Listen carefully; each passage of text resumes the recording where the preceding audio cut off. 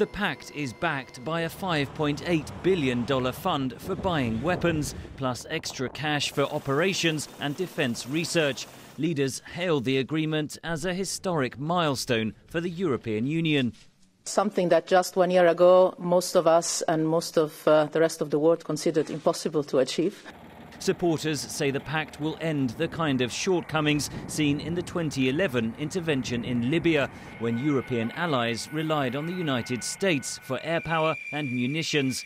3 years later, Russia's invasion of Crimea persuaded many European leaders of the need for closer defence. It's a window of opportunity now that they have seized on, led by predominantly Germany and France.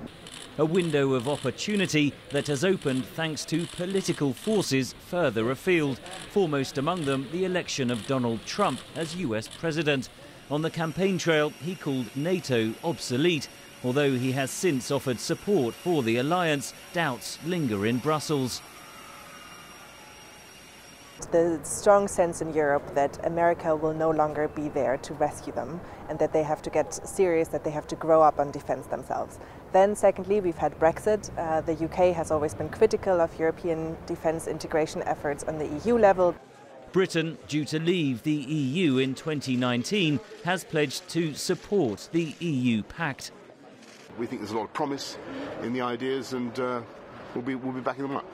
PESCO aims to increase European security cooperation below the level of collective defence, which is covered by Article 5 of NATO.